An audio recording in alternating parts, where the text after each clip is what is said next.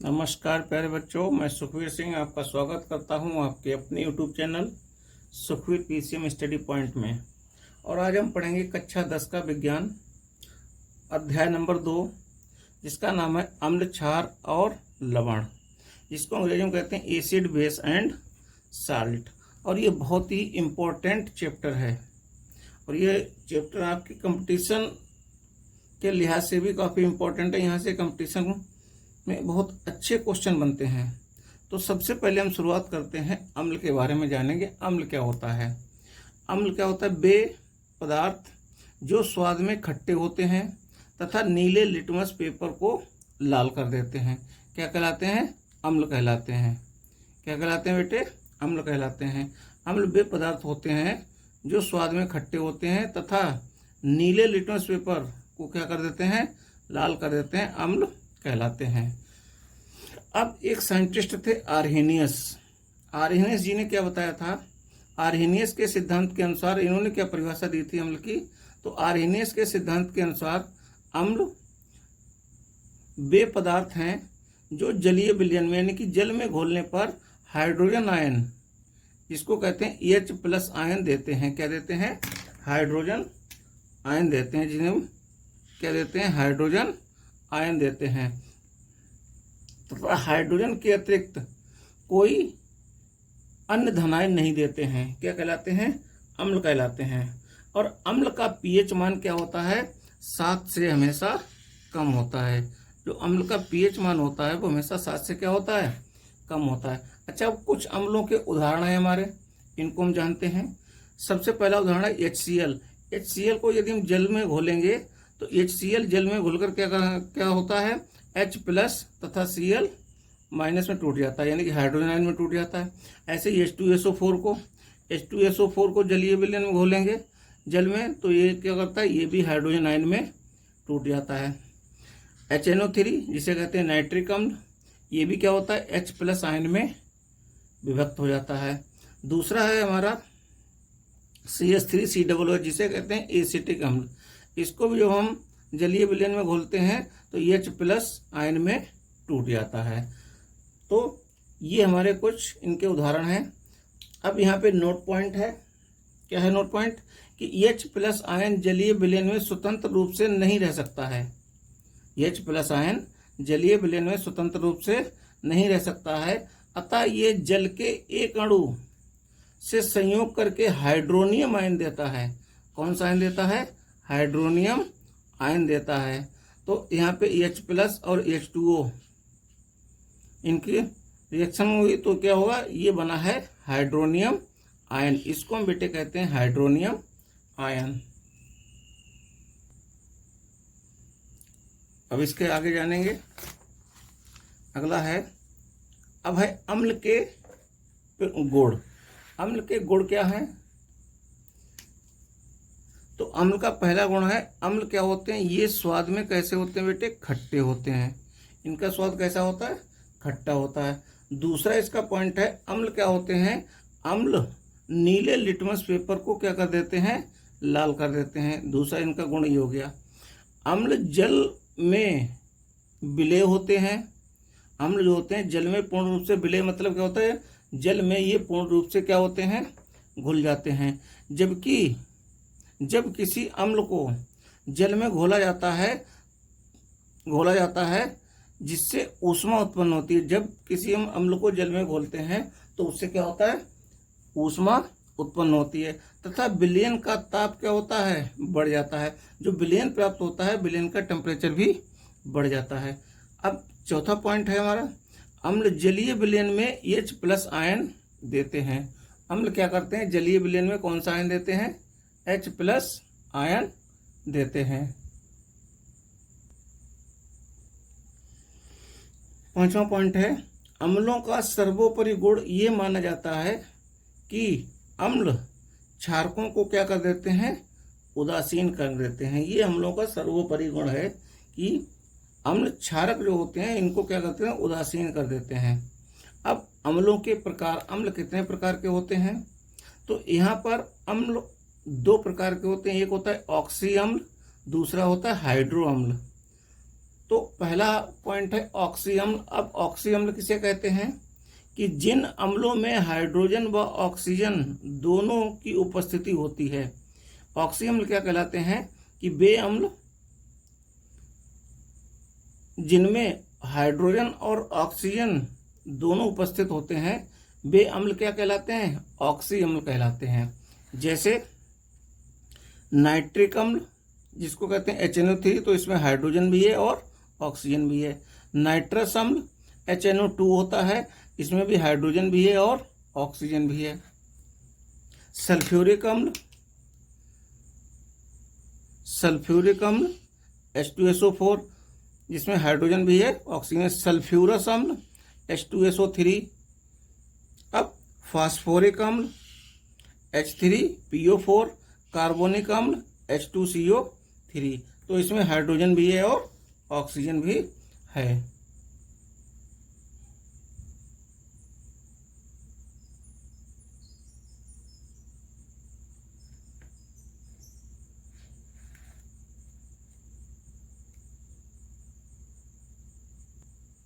अब इसके बाद जानेंगे हम हाइड्रो अम्ल। हमारा अगला हेडिंग है हाइड्रो अम्ल। वे अम्ल जिनमें केवल हाइड्रोजन उपस्थित रहता है, ऑक्सीजन नहीं। इसमें ऑक्सीजन उपस्थित नहीं रहता, क्या कहलाते हैं, हाइड्रो अम्ल कहलाते हैं। जैसे पहला अम्ल है हाइड्रोक्लोरिक अम्ल जिसको कहते हैं HCl। दूसरा है हाइड्रो आयोडिक अम्ल जिसको कहते हैं HI। तीसरा है हाइड्रोब्रोमिक अम्ल जिसको कहते हैं HBr। चौथा है हाइड्रोसायनिक अम्ल जिसको कहते हैं HCN। इनमें केवल हाइड्रोजन उपस्थित है। अब अगला हेडिंग है हमारा अम्लों के रासायनिक गुण। अब हम जानेंगे अम्लों के रासायनिक गुण क्या होते हैं। तो पहला अम्लों का रासायनिक गुण है धातुओं से अभिक्रिया। पहला गुण क्या है, धातुओं से अभिक्रिया। तो यहाँ पे अम्ल क्या करते हैं, धातुओं के साथ अभिक्रिया करके लवण और हाइड्रोजन गैस बनाते हैं। तो यहाँ पे अम्ल कुछ धातुओं जैसे जिंक और मैग्नीशियम यानी कि Mg के साथ क्रिया करके हाइड्रोजन गैस मुक्त करते हैं और लवण भी बनते हैं। तो ये इसकी रिएक्शन हो गई। अम्ल और प्लस धातु मिलके क्या बनेंगे, लवण और हाइड्रोजन गैस। धातु के रूप में यहाँ हमने किसको लिया है, जिंक को लिया है। जिंक H2SO4 के साथ क्रिया करके क्या बनाएगा, ZnSO4 बनाएगा और हाइड्रोजन गैस हमारी क्या होगी, मुक्त होगी। तो ZnSO4 को क्या कहते हैं बेटे, जिंक सल्फेट। ZnSO4 को क्या कहते हैं, जिंक सल्फेट।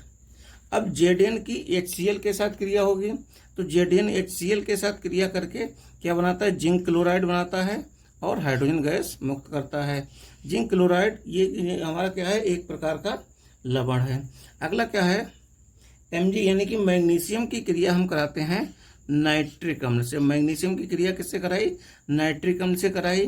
तो यहाँ पे प्राप्त होता है हमें मैग्नीशियम नाइट्रेट और हाइड्रोजन गैस मुक्त होती है। तो इस तरीके से ये धातुओं के साथ क्रिया करते हैं। अब अम्लों के बारे में दूसरा रासायनिक गुण है कि अम्लों की धातु कार्बोनेटों से अभिक्रिया। जो धातु के कार्बोनेट होते हैं उनके साथ अम्ल किस प्रकार अभिक्रिया करते हैं। तो अम्ल धातु कार्बोनेटों के साथ क्रिया करके लवण और जल बनाते हैं।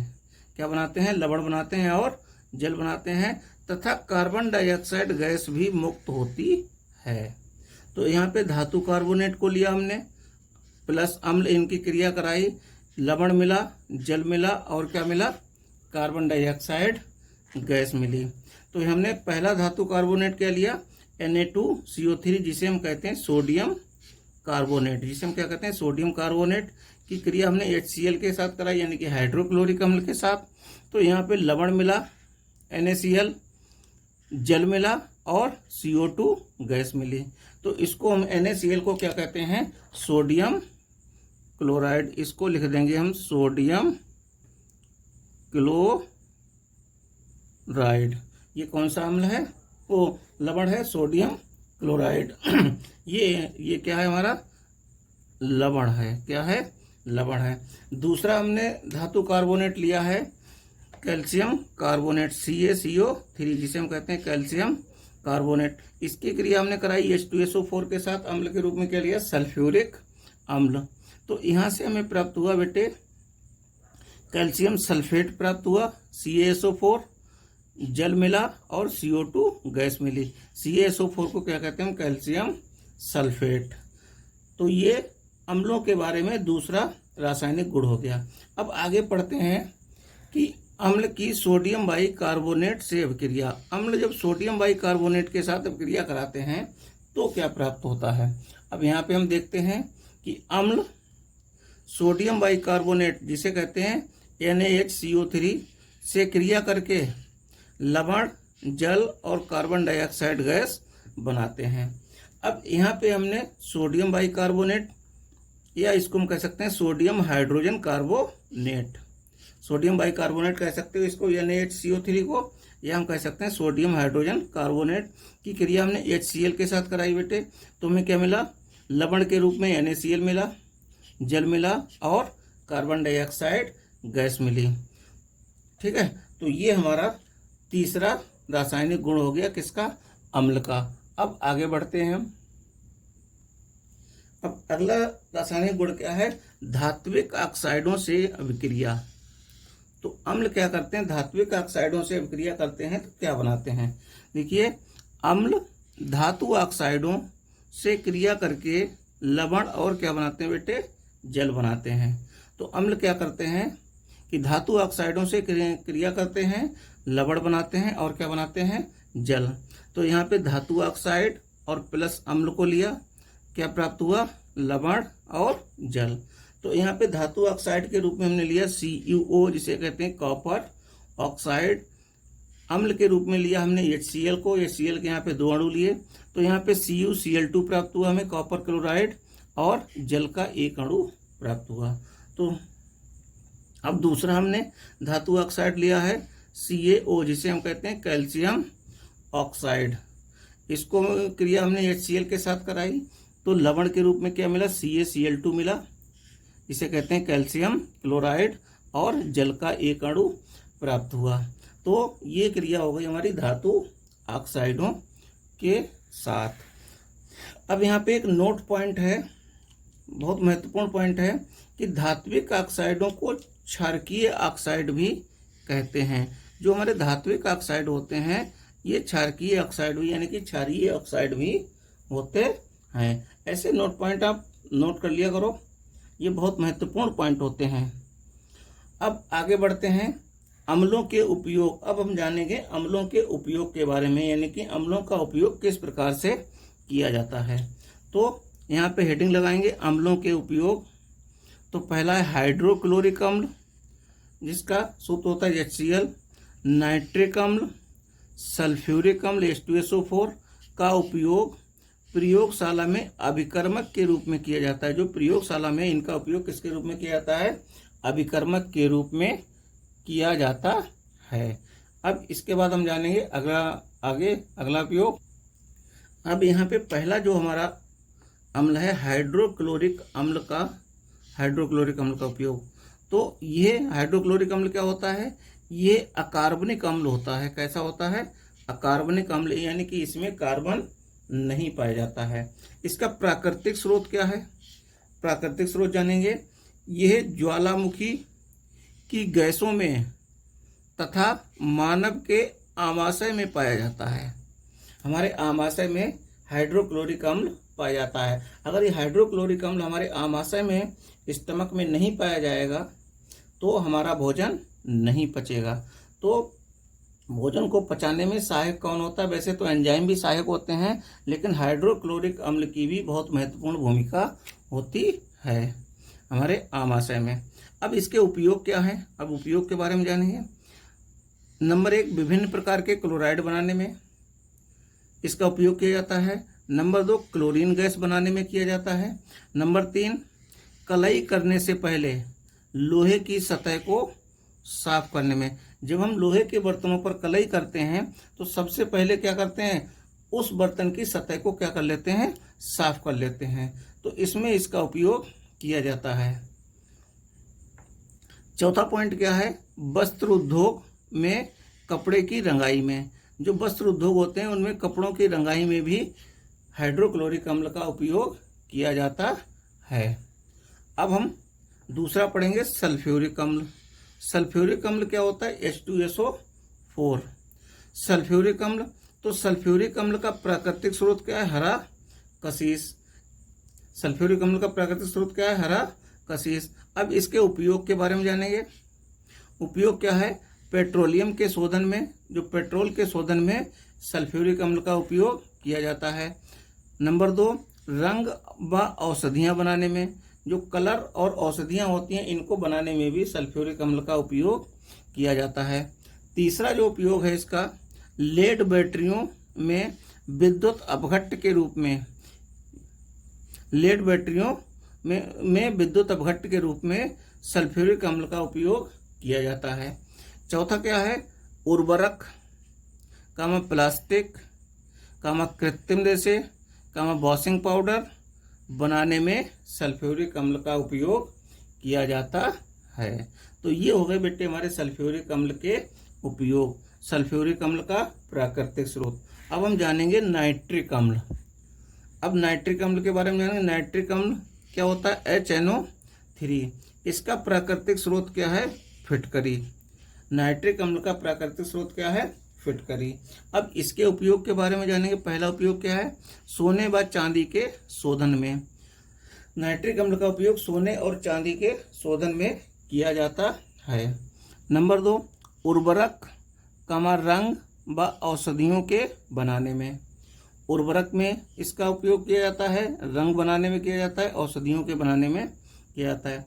नंबर 3 जो है, इसका उपयोग विस्फोटक पदार्थ बनाने में किया जाता है। जो हमारे विस्फोटक पदार्थ होते हैं इनमें इनका उपयोग किया जाता है। जो चौथा उपयोग है, इसको बहुत महत्वपूर्ण उपयोग है कि HCl के साथ मिलाकर, यानी कि HNO3 को HCl के साथ मिलाकर अम्लराज बनाने में किया जाता है, जो कि मतलब सोने और चांदी के आभूषणों को गलाने में किया जाता है, अम्लराज।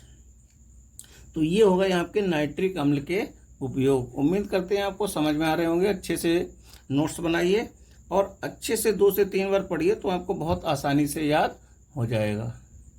अगला जो अम्ल है हमारा वो है एसिटिक अम्ल, जिसको कहते हैं CH3COOH। एसिटिक अम्ल का प्राकृतिक स्रोत क्या है, इसका प्राकृतिक स्रोत है ये खट्टे फलों के रसों में पाया जाता है। तो ये एसिटिक अम्ल जो पाया जाता है, खट्टे जो फल होते हैं इनके रस में एसिटिक अम्ल पाया जाता है। या इसका एक स्रोत और भी है, सिरका। एक स्रोत क्या है, सिरका। ये सिरका में भी पाया जाता है। अब यहाँ पे इसके उपयोग लिखेंगे। उपयोग क्या है, नंबर 1 विलायक के रूप में, और नंबर 2 खट्टे खाद्य पदार्थ बनाने में। जो खट्टे खाद्य पदार्थ बनाए जाते हैं इनमें भी इनका उपयोग किया जाता है, इसका उपयोग। अब अगला जो अम्ल है हमारा फार्मिक अम्ल, जिसका सूत्र होता है HCOOH। इसका प्राकृतिक स्रोत बेटे क्या है, ये कहाँ पाया जाता है, ये लाल चींटियों में, बर्रों में जिसे कहते हैं बर्रैया, व बिच्छू के डंक में पाया जाता है। जब हमें लाल चींटी, बर्रैया या बिच्छू जब डंक मार देता है तो हमें वो क्या करता है, फार्मिक अम्ल को हमारे त्वचा में छोड़ देता है, जिससे हमें क्या होती है, जलन सी महसूस होती है। तो वो फार्मिक अम्ल ही होता है जिसके कारण जलन महसूस होती है। अब देखो इसके उपयोग क्या है। नंबर 1 चर्म शोधन में। नंबर 2 उपयोग है, नंबर 2 जीवाणुनाशक के रूप में, जीवाणुओं के नाश करने में। नंबर 3 है चमड़ा व्यवसाय में इसका उपयोग किया जाता है। किसका, फार्मिक अम्ल का उपयोग किया जाता है। तो ये बेटे आपके अम्ल थे, हमने अलग अलग उपयोग सबके बताए हैं। इनको आप अच्छे से पढ़ें और अच्छे से रिवाइज करें परीक्षा में, जिससे आप अच्छे नंबर ला सकें। अब अगला हमारा जो है वो है क्षारक, जिसे हम कहते हैं बेस, जिसे हम क्या कहते हैं, बेस। अब क्षारक क्या होते हैं, अब अगला हमारा है क्षारक, जिसे हम कहते हैं बेस। क्षारक क्या होते हैं, वे पदार्थ जो चखने में कड़वे स्वाद वाले होते हैं। कैसे होते हैं, अम्ल क्या थे, अम्ल थे खट्टे स्वाद वाले, और ये कैसे स्वाद वाले हैं, कड़वे स्वाद वाले। तो वे पदार्थ जो चखने में कड़वे स्वाद वाले होते हैं तथा लाल लिटमस पेपर को क्या कर देते हैं, नीला कर देते हैं। लाल लिटमस पेपर को क्या कर देते हैं, नीला, क्या कहलाते हैं, क्षारक कहलाते हैं। अब यहाँ पे भी आर्हेनियस जी ने अपना नियम दिया।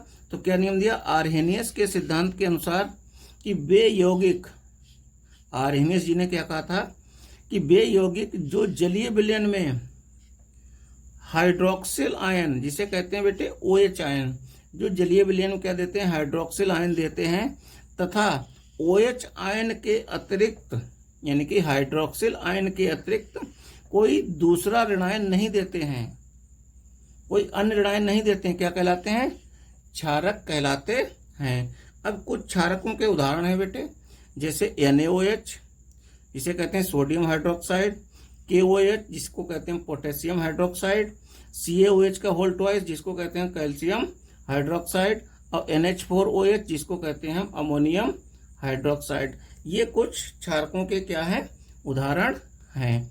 अब हम आगे जानेंगे। अब देखिए कैसे क्षारक जलीय विलयन में OH आयन देते हैं। पहले हमने NH4OH को हमने जल में घोला तो क्या मिला, हमें OH आयन मिला, यानी कि सोडियम आयन मिला, ये धनायन हो गया। OH आयन क्या हो गया, ऋणायन हो गया। ऐसे ही पोटेशियम हाइड्रोक्साइड को हमने जल में घोला तो हमें क्या मिला, OH आयन मिला। NH4OH यानी कि अमोनियम हाइड्रोक्साइड को घोला तो हमें OH आयन मिला, जिसे क्या कहते हैं, हाइड्रोक्सिल आयन कहते हैं, जिसे क्या कहते हैं, हाइड्रोक्सिल आयन। अब यहाँ पे नोट पॉइंट है, बहुत महत्वपूर्ण पॉइंट है ये, क्या है कि वे क्षारक जो जल में घुलनशील, घुलनशील मीन्स जो जल में घुल जाते हैं यानी कि विलय होते हैं, क्षार कहलाते हैं, जिसे कहते हैं एल्कली।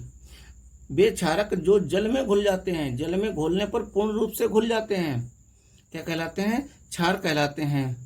अतः सभी क्षार क्षारक होते हैं, जितने भी क्षार हैं जल में घुलने वाले वो सभी क्या होते हैं, हमारे क्षारक होते हैं, परंतु सभी क्षारक क्षार नहीं होते हैं। सभी क्षारक क्या होते हैं, क्षार नहीं होते हैं। कुछ क्षारक ऐसे होते हैं जो जल में घुल जाते हैं, कुछ ऐसे होते हैं जो जल में नहीं घुलते हैं। जो जल में घुल जाते हैं उन्हें हम कहते हैं क्षार, और जो जल में नहीं घुलते हैं उन्हें हम क्या कहते हैं, क्षारक। तो क्या है यहाँ पे, अतः सभी क्षार क्षारक होते हैं, परंतु सभी क्षारक क्षार नहीं होते हैं। ये सबसे महत्वपूर्ण पॉइंट है।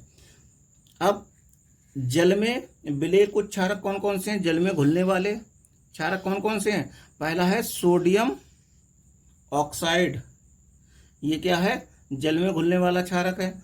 दूसरा है सोडियम हाइड्रोक्साइड। सोडियम ऑक्साइड का फार्मूला क्या होता है, सोडियम ऑक्साइड का क्या होता है, Na2O। सोडियम ऑक्साइड क्या फार्मूला होता है, Na2O। अब सोडियम हाइड्रोक्साइड का फार्मूला क्या होता है, NaOH। Potassium hydroxide potassium oxide का फार्मूला होता है K2O, इसका फार्मूला होता है K2O। पोटेशियम हाइड्रोक्साइड का फार्मूला होता है KOH। अमोनियम हाइड्रोक्साइड का फार्मूला होता है NH4OH। कैल्शियम ऑक्साइड CaO और कैल्शियम हाइड्रोक्साइड CaOH का होल ट्वाइस। तो ये क्षारक कैसे होते हैं, जल में घुलने वाले होते हैं। अब हम पढ़ेंगे जल में अविलेय क्षारक, यानी कि ऐसे क्षारक जो जल में नहीं घुलते हैं, जैसे आयरन ऑक्साइड जिसको कहते हैं FeO, जिंक ऑक्साइड जिसको कहते हैं ZnO, एल्युमिनियम ऑक्साइड जिसको कहते हैं Al2O3, और इसी को हम कहते हैं एलुमिना भी कहते हैं। Al2O3 को हम क्या कहते हैं, एलुमिना। अब यहाँ पे एक बहुत महत्वपूर्ण क्वेश्चन है, ये बहुत बढ़िया क्वेश्चन है हमारा, कि सभी क्षारों में क्या समानता होती है। सभी क्षारों में समानता क्या होती है, ये काफी महत्वपूर्ण क्वेश्चन है। सभी क्षार जल में विलय होकर, ये क्वेश्चन है, सभी क्षारों में क्या समानता होती है। अब आंसर है इसका कि सभी क्षार जल में विलय होकर यानी कि जल में घुलकर OH आयन देते हैं। सभी क्षार जो है जल में घुलकर क्या देते हैं, OH आयन देते हैं। क्षारों की प्रबलता, जो क्षारों की प्रबलता यानी कि कैसे पता करेंगे ये क्षार प्रबल है या दुर्बल है। क्षारों की प्रबलता विलयन में OH आयन की संख्या पर निर्भर करती है। यानी कि हम कैसे पता करेंगे कि कोई क्षार कितना प्रबल है, तो ये डिपेंड करता है कि उस विलयन में OH आयन की संख्या कितनी है। OH आयन की संख्या पर क्या करती है, निर्भर करती है क्षारों की प्रबलता। तो ये आपका बहुत महत्वपूर्ण क्वेश्चन है, इसको पढ़िए अच्छे तरीके से, याद करिए, अच्छे से नोट्स बनाओ। बिना नोट्स के बेटा कुछ नहीं होता है। नोट्स क्या करते हैं, नोट्स हमारे परीक्षा में बहुत ही मदद करते हैं। ठीक है, तो अच्छे से अपनी हैंड राइटिंग के नोट्स बनाइए। अब आगे है हमारा क्षारों के सामान्य गुण। क्षारों के सामान्य गुण क्या होते हैं, जैसे अम्लों के सामान्य गुण थे वैसे ही क्षारों के भी सामान्य गुण होते हैं। तो पहला गुण क्या है, ये स्वाद में कैसे होते हैं, कड़वे होते हैं। दूसरा हमारा क्या है, नंबर 2, ये जल में विलय होते हैं, ये भी जल में क्या होते हैं, पूर्ण रूप से घुल जाते हैं। तीसरा जो इनका सबसे महत्वपूर्ण गुण है वो क्या है, ये लाल लिटमस पेपर यानी कि क्षार लाल लिटमस पेपर को क्या कर देते हैं, नीला कर देते हैं। चौथा जो है, ये छूने पर साबुन जैसे चिकने होते हैं। क्षार जो होते हैं इनको जैसे ही हम मतलब टच करते हैं तो ये साबुन जैसे में चिकने लगते हैं। पांचवा क्या है, क्षारों का सर्वोपरि गुण ये माना गया है कि ये अम्लों को उदासीन कर देते हैं। जैसे अम्ल क्या थे, क्षारों को उदासीन करते थे, ऐसे ही क्षार भी क्या करते हैं, अम्लों को उदासीन कर देते हैं, जिससे हमें एक अभिक्रिया पढ़ने को मिलती है, उदासीनीकरण अभिक्रिया। हम आगे पढ़ेंगे। अब अगला हमारा हेडिंग है क्षारों के रासायनिक गुण। रासायनिक गुण क्या है, पहला जो है सबसे महत्वपूर्ण रासायनिक गुण है वसा से क्रिया। वसा मीन्स जो क्या होता है, जो फैट, जो हम तेल खाते हैं, जो घी खाते हैं, ये सब क्या होता है, इनमें वसा की मात्रा काफी अधिक पाई जाती है। अब क्षार तेलों व वसाओं के साथ अभिक्रिया करके ग्लिसरॉल बनाते हैं। क्या बनाते हैं, ग्लिसरॉल, या हम कैसे हैं, ग्लिसरीन बनाते हैं। अब यहाँ पर ये तो हो गया तेल या वसा का फार्मूला, CH2O COR, फिर CHO COR और CH2O COR, ये क्या हो गया, तेल या वसा का फार्मूला। अब यहाँ पे क्षार की क्रिया, क्षार के रूप में किसको लिया है, NaOH को लिया। इसकी जब क्रिया कराई तो ये हमें क्या मिला, ये हमें मिला है ग्लिसरॉल। इसको हम क्या कहते हैं, इसको कहेंगे ग्लिसरॉल। ग्लिसरॉल ये हमें प्राप्त हुआ है। और ये क्या प्राप्त हुआ हमें, ये साबुन मिल गया। यहाँ पे R, यहाँ पे क्या, R हमारा कहलाएगा एल्किल समूह कहलाएगा। R क्या कहलाएगा, एल्किल समूह। अब यहाँ पे दूसरा हमारा जो इसका रासायनिक गुण है, ये अम्लों से अभिक्रिया।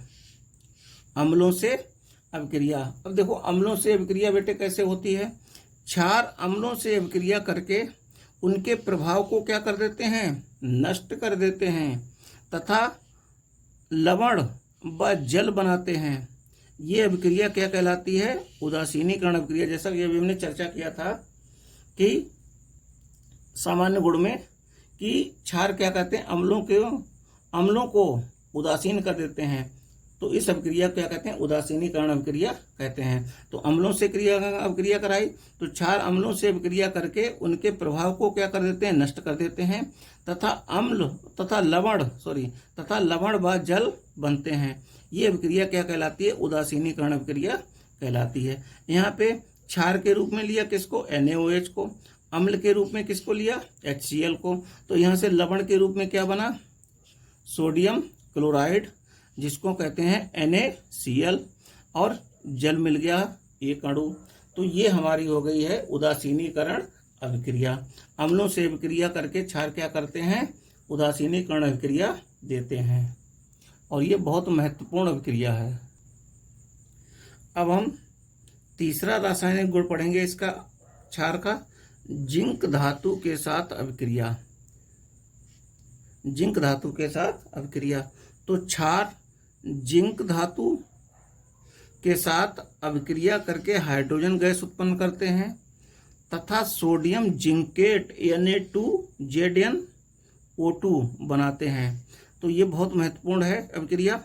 सोडियम जिंकेट बनाते हैं, परंतु सभी धातुओं के साथ ये अभिक्रिया संभव नहीं है। ये अभिक्रिया सभी धातुओं के साथ संभव नहीं है। तो हमने क्षार के रूप में लिया NaOH को, जिंक से क्रिया कराई तो हमें यहाँ पे मिल गया सोडियम जिंकेट प्राप्त हुआ, जिसका सूत्र होता है Na2ZnO2, और यहाँ पे हाइड्रोजन हमें क्या मिली बेटा, गैस के रूप में मिली।